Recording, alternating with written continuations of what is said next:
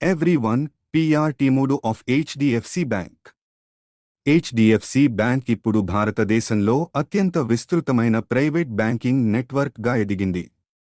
Q1 FY25 నాటికి 8,851 బ్రాంచీలు, 21,163లు మరియు 4,081 పట్టణాల్లో కార్యకలాపాలు నిర్వహిస్తోంది. ఈ 3 సంవత్సరాల్లోనే 6,342 బ్రాంచీలు పెరిగాయి.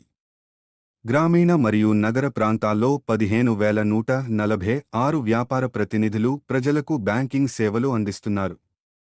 HDFC బ్యాంక్కి 95 మిలియన్ కస్టమర్లు ఉన్నారు.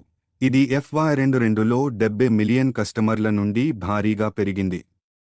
Q2 FY25 నాటికి బ్యాంక్ యొక్క మొత్తం రుణాలు రూపాయలు 25,19,000 కోట్లు దాటాయి మరియు మొత్తం డిపాజిట్లు రూపాయలు 25 లక్షల కోట్లు ఉన్నాయి.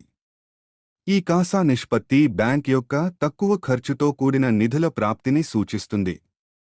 HDFC bank digital banking, AI ఆధారిత సేవలు మరియు గ్రామీణ ప్రాంతాల వైపు దృష్టిని కేంద్రీకరించడం ద్వారా భారత ఆర్థిక వ్యవస్థకు మూలస్తంభంగా మారింది. Thanks for watching and please subscribe to our channel.